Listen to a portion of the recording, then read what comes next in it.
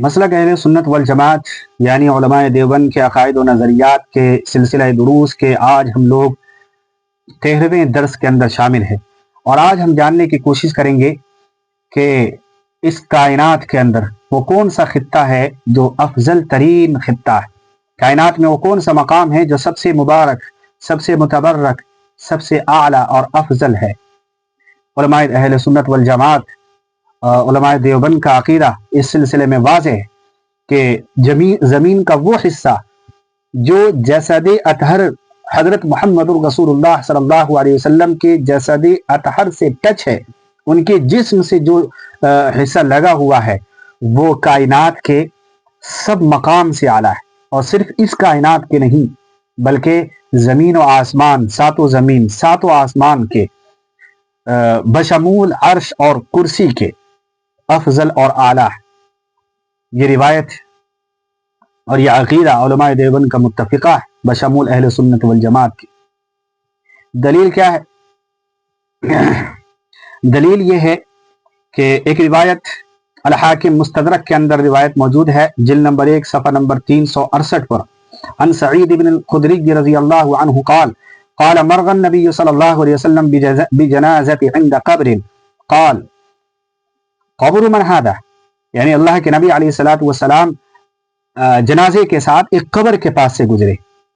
تو آپ نے سوال کیا کہ یہ جو قبر ہے یہ قبر کس کی؟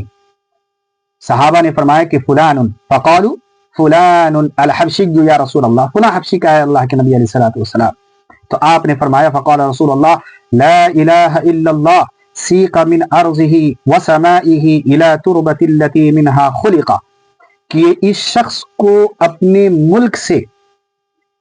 یعنی وہ جہاں رہتا تھا، زمین و آسمان سے مراد اس کا وہ ملک جہاں وہ رہتا تھا،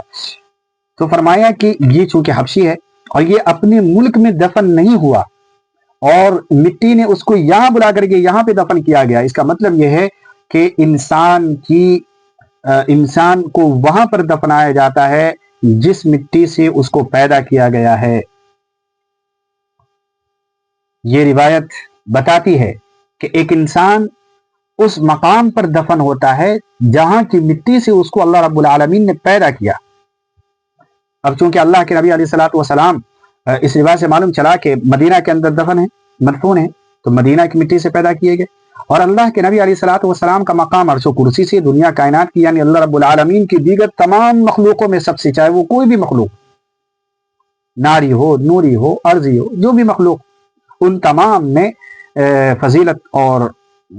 سب سے بڑا مقام اللہ کے نبی کا ہے۔ اور جب اللہ کے نبی بڑے ہوئے تو ان کے جسم سے جو مٹی لگی ہوئی ہے وہ بھی بڑی ہو گئی، تو معلوم چلا، اس روایت سے معلوم چلتا ہے کہ اللہ کے نبی کا مقام جس طریقے سے بڑا ہے، قبر اطہر کا مقام بھی بڑا ہے۔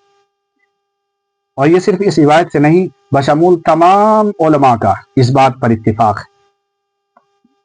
یہ وقت نہیں کہ ان تمام علماء کی روایات کو، یعنی ان کی باتوں کو کن کن کتابوں میں درج ہیں ان کو یہاں پہ ذکر کیا جائے، البتہ علماء کا اس بات پر اتفاق ہے۔ اس سلسلے میں حضرت مولانا یوسف الدھانوی رحمۃ اللہ علیہ کی تحریر نقل کیے دیتا ہوں تاکہ بات واضح ہو جائے۔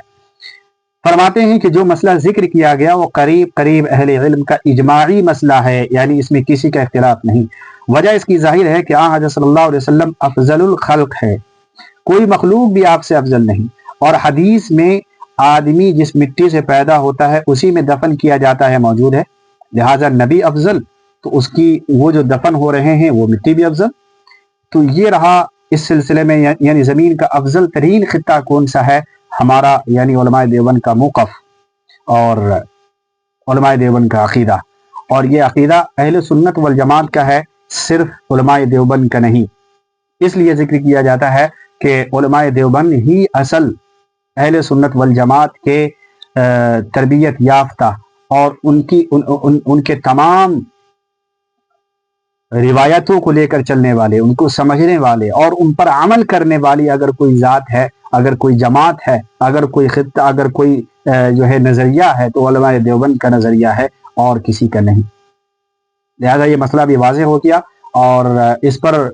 یہ اتنا واضح ہے کہ مزید کسی اور دلائل کی ضرورت نہیں، لہذا اتنا ہی پر انشاءاللہ بس کیا جاتا ہے۔ آگے جو سلسلہ کا اگلا درس ہے وہ اگلی ویڈیو کے اندر مزید دیکھ سکتے ہیں۔